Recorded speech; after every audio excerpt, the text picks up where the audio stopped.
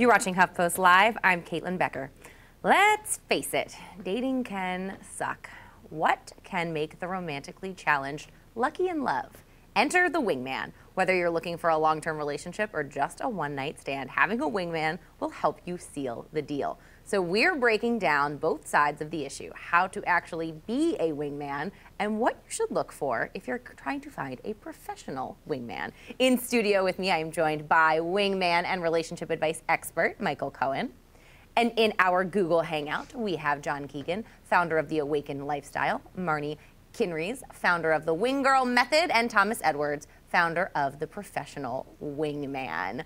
Hi, everyone. Hello. Hello. So every time we talk about dating, we're always talking about it between two people. We're using online to help us. We're meeting people in bars. We don't ever really talk about the wingman. And as someone who has been a wing woman herself, I appreciate the hard work that goes into it. But Michael, break it down for us. What exactly is a wingman? So a wingman is somebody you have by your side that is supposed to facilitate the connection between you and somebody else you fancy.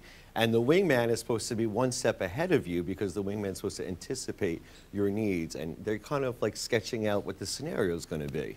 That's what a wingman does. And they're there for you. And they're honest. So Thomas, when I think of a wingman or a wing woman, I just think of a friend. I mean, I've done it for my friend. We had a whole system down. But what exactly does a professional wingman do? Well, a professional wingman takes it to that next level where they not only help you, but they also teach you how to do it on your own. So think of the idea of, you know, one night we might actually catch the fish for you, but another night we might actually teach you how to fish. And that can last a lifetime. And so that's where the value really comes in as a professional wingman. What are you teaching them? So we highlight, ways to be more attractive. So how to comfortably approach someone that they are attracted to, how to effectively flirt with them without being creepy and showing that you are actually interested in them. And then also, how do you take it to the next level? How do you actually get that number? Or how do you get her out on a date? These are all the things that a lot of people don't know how to do, or at least are uncomfortable with. And so we help them with that process. Marni, do men and women need wingmen equally? Do men and women need wingmen equally? I think yes, because, I'm the same as Thomas. I really help people learn how to do it themselves. I'm a wing girl for men. So a long time ago, I realized that any man that needs a woman to pick up women for him isn't really the best man that he can be. So I taught men, just like all the other guys on this panel, how to actually do it themselves. So I think, yes, every single person needs a wingman or a wingwoman to show them how it's done so that they can ultimately do it on their own. Okay, I clearly got this all wrong.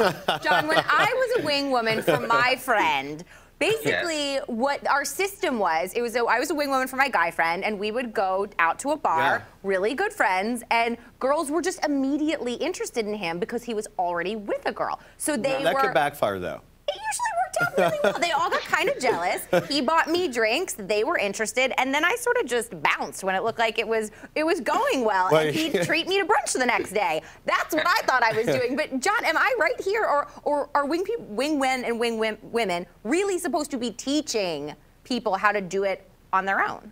Yes, because it's really about, this dating business. Ultimately, it's not just about a hookup and it's not just about a one-night stand. It's about the ability to be yourself with anyone, anytime, no matter who they are, what their status is, what their beauty level is, and be able to connect in with them, whether you're at a bar, or whether you're at Starbucks, or whether you're on a street corner, and just be able to break the ice, be able to engage them in a way that's not boring and not go into interview mode.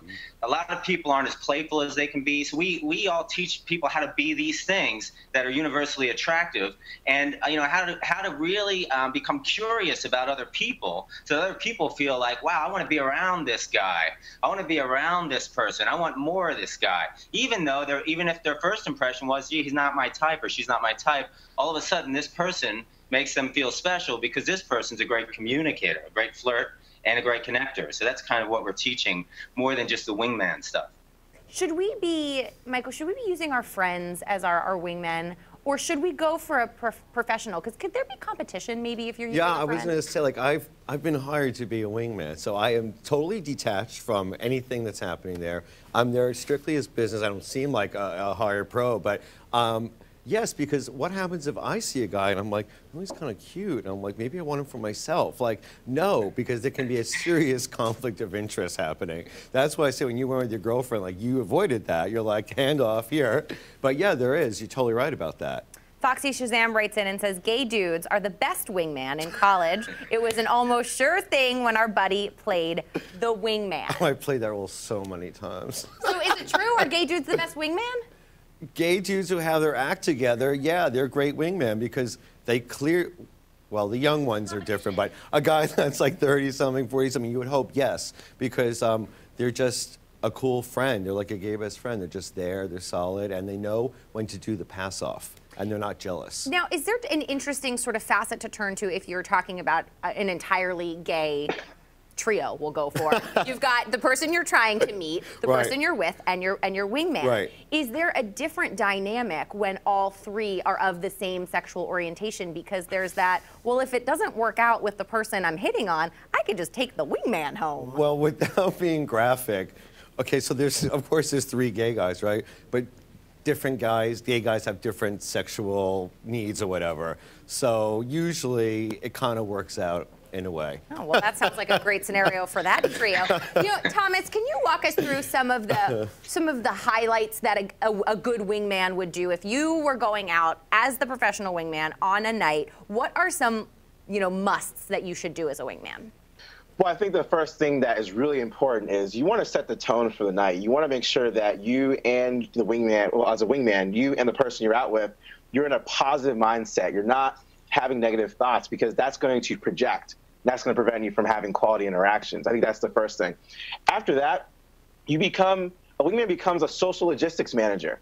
You know, anything that's going on throughout the night, you know, they need to make sure that everything is smooth sailing. If your friend is hitting it off with, you know, that lovely person and their drinks are low, you should be buying that next round so they don't have to worry about having to grab the attention of the bartender. You know, these little things like that where you just make sure that things are very seamless. If that girl has friends, you should be talking to them, entertaining them, speaking highly of your friend as you're with them, and making sure that they know that the person that they're talking to is a good guy and worth hanging out with. And so whatever you can do to allow that other person to shine is ultimately what you have to do throughout the night. You know, Marni, is this a little bit of a sort of a dog and pony show? So, you know, you're going out, you have this wingman or wingwoman with you, and their job is to essentially just sort of build you up and make you look amazing and entertain the friends. Is it a little bit fake? I don't think it's a little bit fake, to be honest. It's very different from what the 3 or the 4 of us do compared to what friends do when they're being a wingman or a wing girl to their own friends. So what we're doing is we're also educating them and coaching them in the moment. So we know that the line is there for us to put our ego aside, and it's completely professional. For friends who are going out, it's very different, because there still sometimes is there that competitive nature between the 2 of you. So ultimately, for the 4 of us speaking, yes, it is a dog and pony show, but it's not fake. We're helping this person show the best version of themselves while also learning skills so they can do it on their own. You know, John, what makes a good wingman or wingwoman if you're looking at your friends? Do you want someone who already has a boyfriend or a girlfriend so there isn't the chance that they'll either be interested in the person you're interested in, or that they'll get distracted and go find someone on their own? Well, this is a great question, because in my single life, I rarely ever found a good wingman, even if he had a girlfriend, because they always have their ego involved, like Marni said. Even there, he would love that validation. He would love that.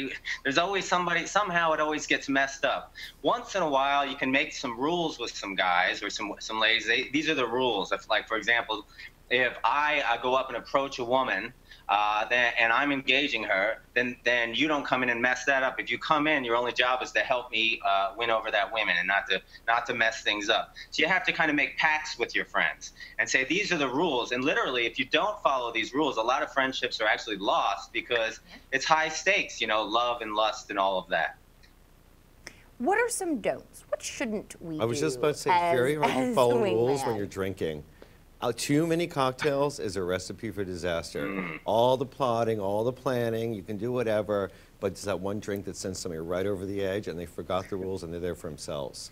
That's my number one who rule. needs to be more careful? The person looking for a date or the wingman when it comes to alcohol? Because God only knows, the person looking for a date, they're already nervous. They're already a hot mess when they're there, right? So the alcohol just like gets them like crazy. Like I'm like, you can't have more than 2 drinks. That's it, you know, and then a glass of water. So it's a recipe for both. Anywhere there's too much drinking is, you know. Usually it's too much drinking when I'm around as the wingwoman, but that's usually my I've been excuse there. for leaving. That's usually my excuse for leaving as the wingman. I'm like, oh, I've had a couple too many. I'm out of here so the guy can seal the deal. You know, I always wonder when it comes down to something like this and you are out with friends or even a professional and you're building these people up, where do you cross the line of embellishing or making them look good to lying? And is that a problem? Anybody can jump in here. Oh, I would say I never do that. When I first started being a wing girl, which was 10 years ago, which is so long ago and I'm so old, but I would go out with guys and they would say, okay, so should we pretend that you're like my niece or that we're friends? And I would say, there's no lying here. The truth is that we met each other tonight. That's the ultimate truth. And I think you're freaking cool.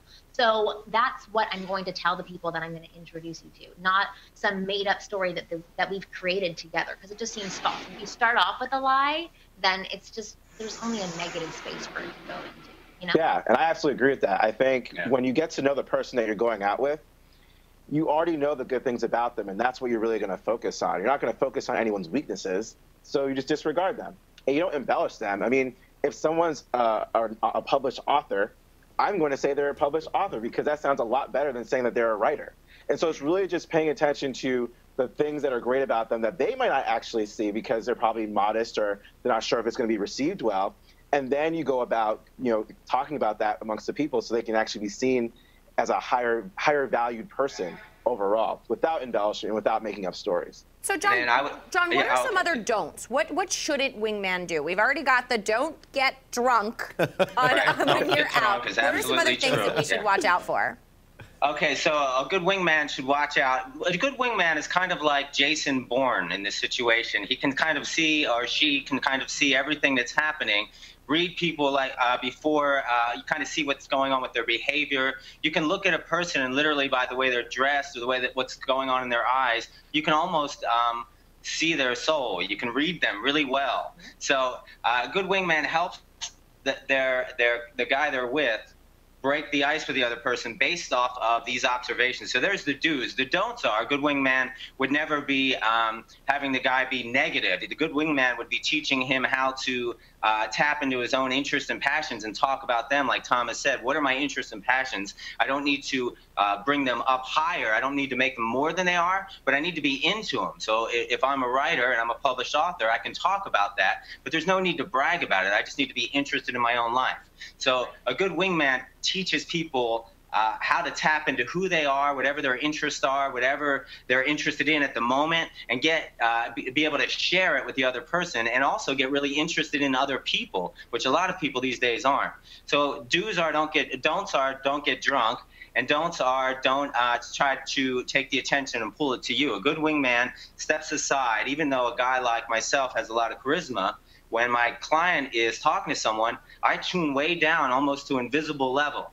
And I let them sort of go at their own pace. And what I would do is if somehow it's about to fall apart, I might throw a little love grenade in there and then keep it going, you know? And that's really what a good wingman does. And then he teaches that person, he or she teaches that person to be able to do this process themselves. And it's not just in bars. It's, for example, I met my current girlfriend on a park bench, my last girlfriend on the street corner, and another girlfriend in a tea shop. And I didn't have a wingman. All I had was me, and a way to break the ice, and a way to engage them, and a way to tell them that I like them, and a way to set up a date, a next meeting, so we could get out and explore each other more. And that's all I had. And that's, I think, what we're all teaching to some degree. It's not just about, hey, let's go out and get some sex tonight. Let's go out and catch us a man or a woman tonight. It's about totally becoming you and becoming crutch-proof.